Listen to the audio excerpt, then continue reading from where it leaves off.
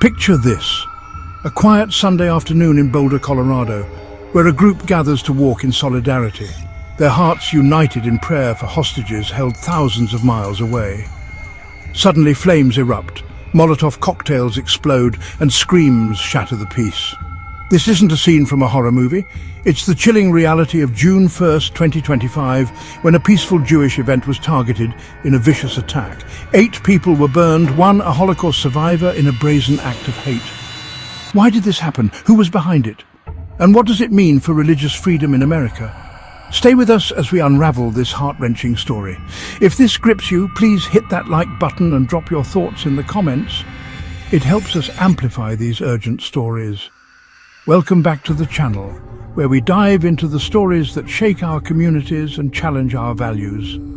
Today, we're confronting a devastating event that unfolded on June 1st, 2025 in Boulder, Colorado, a targeted terror attack on a Jewish community event that left 8 people injured and a nation grappling with the rise of anti-Semitism. This wasn't just an assault on individuals, it was an attack on the right to gather, pray, and express faith without fear.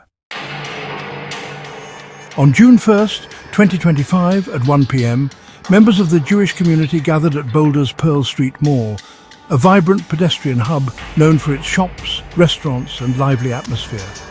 They were part of Run for Their Lives, a global volunteer group that has held weekly walks since November 2023 to raise awareness for Israeli hostages held in Gaza. The event was solemn, not political, a peaceful walk from Pearl and 8th Street to the Boulder County Courthouse, where participants spoke the names of hostages. At 1:26 p.m., the calm was shattered. A 45-year-old man, Mohammed Sabri Soliman, approached the group shouting, "Free Palestine!" and "End Zionists!" In a horrifying act, he hurled Molotov cocktails, improvised bombs made of glass bottles filled with flammable liquid, and unleashed a makeshift flamethrower, spraying flames into the crowd. 8 people, 4 men and 4 women, aged 52 to 88, were injured, their burns ranging from minor to life-threatening. 2 victims, including an 88-year-old Holocaust survivor, were airlifted to the burn unit at UTH Health University of Colorado Hospital in Aurora. Brooke Kaufman, a 19-year-old University of Colorado student, told Reuters she saw 4 women on the ground with burns on their legs, one so severely injured she was wrapped in a flag for protection. "Everybody is yelling, 'Get water, get water,'" she recalled. Alex Osante captured video of people pouring water on a burning victim. While Soliman, shirtless and clutching bottles, emerged from bushes to throw another Molotov cocktail, accidentally setting himself alight before police arrested him. Boulder police evacuated the 1,200, 1,300 and 1,400 blocks of Pearl Street, deploying bomb squads, K-9 units and hazmat teams to secure the area. The FBI, led by Special Agent Mark Michalek, immediately classified the attack as a targeted act of terrorism, citing Soliman's shouts and the deliberate nature of the assault. The 8 victims were ordinary people, united by a shared commitment to compassion. Ranging in age from 52 to 88, they included a Holocaust survivor. The Run for Their Lives walks were a ritual of hope, held every Sunday to honor the 251 hostages taken by Hamas in 2023. The physical toll was severe. 2 victims were airlifted with serious burns, while others were treated at Boulder Community Hospital. 1 victim had burns covering most of her body, while another man was in shock with severely burned legs. Brian choked up, describing buckets of water poured on victims to ease their pain. The emotional impact rippled through Boulder's tight-knit Jewish community. Rachel Amaru called it a blatant act of anti-Semitism on the streets of Boulder.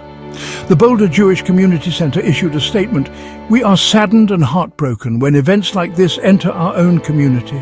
We are shaken." Lisa Efris, a 17-year Boulder resident, told the New York Times she's always taught her daughter to be proud of her Jewish identity, but now fears it's dangerous. It's not safe for us. The group cancelled its weekly walk indefinitely, a painful blow to their mission. Despite the attack, she planned to attend a pre-scheduled Shavuot event that evening, a Jewish holiday celebrating the Torah, underscoring the community's resilience. The Boulder attack is not an isolated incident, but part of a disturbing surge in anti-Semitic violence. The Anti-Defamation League reported 9 terrorist plots or attacks targeting Jews between July 2024 and May 2025, compared to 7 over the prior 54 months. This follows the fatal shooting of 2 Israeli embassy staffers in Washington, D.C. on May 21, 2025, outside the Capitol Jewish Museum. Add to this the anti-Jewish demonstrations that have erupted on U.S. college campuses across the nation, which began after the October 7, 2023, Hamas attack on Israel.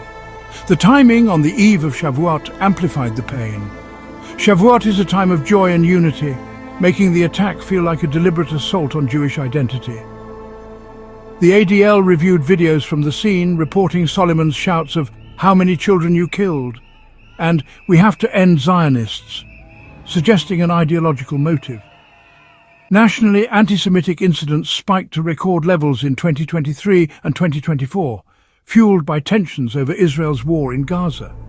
The Boulder attack, following the DC shootings and an arson at Pennsylvania Governor Josh Shapiro's home, has deepened fears among Jewish Americans.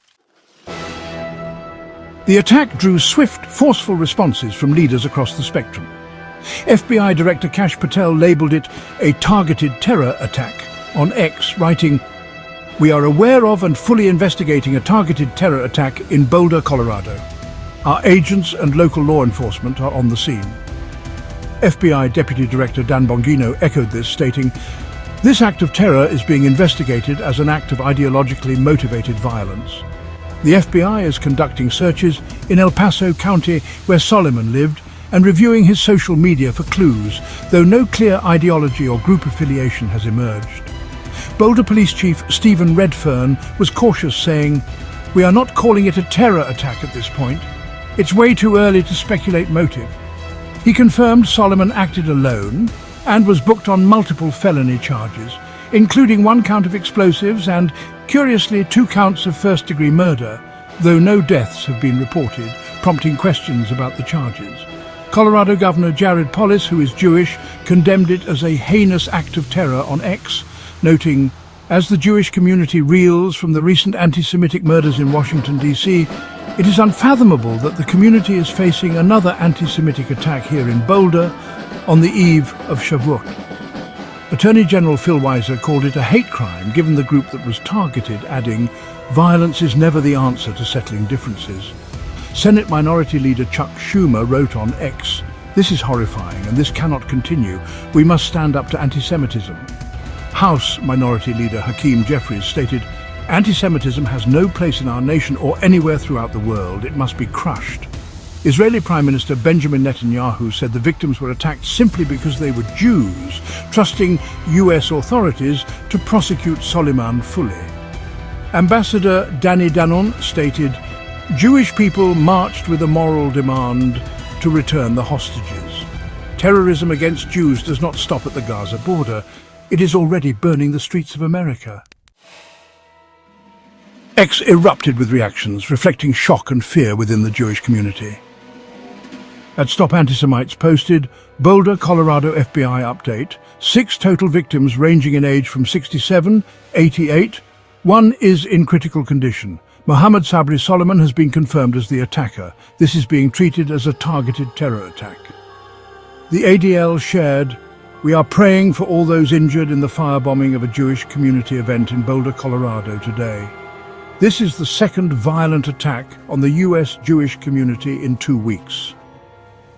Justin Brannon wrote, "A vile and cowardly terror attack in Boulder.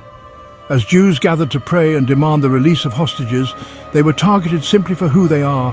This is what blind hate leads to."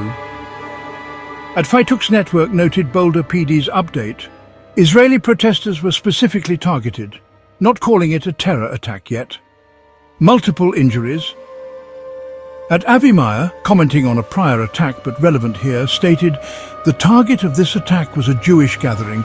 This was an act of violent anti-Semitism. It was terrorism." These posts reveal a community on edge, with many framing the attack as anti-Semitic and calling for action.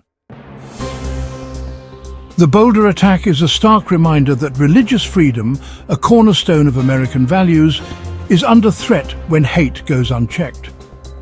While this targeted the Jewish community, it resonates with all faith groups, as attacks on one threaten the safety of all. The rise in anti-Semitic violence from Boulder to DC mirrors a broader increase in hate crimes against religious minorities, with FBI data showing a 68% spike from 2020 to 2024. Christians, Muslims and others face similar risks when expressing faith publicly, whether in worship or solidarity. The attack's ideological undertones, tied to the Israeli-Palestinian conflict, highlight how global tensions can fuel local violence. Solomon's shouts of "They are killers" and "Free Palestine" suggest a motive rooted in anti-Zionist sentiment, often conflated with antisemitism. This echoes concerns raised by Israel's Gideon Sa'ar about blood libels in media, a sentiment some ex-users shared, pointing to inflammatory rhetoric as a catalyst. The incident has sparked calls for stronger protections. Representative Nadler urged increased funding for security at religious sites, while cities like New York and Los Angeles bolstered patrols around Jewish centers for Shavuot. It also raises questions about balancing free speech with preventing incitement, as debates over Gaza protests intensify. For all religious communities, the attack underscores the need for vigilance and unity to ensure safe spaces for worship and expression. Despite the trauma, Boulder's Jewish community is showing remarkable strength. The Jewish Community Center and local synagogues are organizing vigils, counseling and interfaith events to heal. Mayor Aaron Brockett, outraged by the appalling attack, vowed, "Boulder will stand strong together." Stephanie Clark of Stop Antisemitism Colorado emphasized, "There's nothing political about what they're doing. This was the first time any of these walks have been met with inseparable faith and resilience." If this video moved you, please like and share it to raise awareness. Subscribe and hit the bell for more stories impacting our communities. Drop your thoughts below. How can we unite against hate? Your voice matters. Let's pray for the victims and work for a world where faith isn't met with fire. Cheers!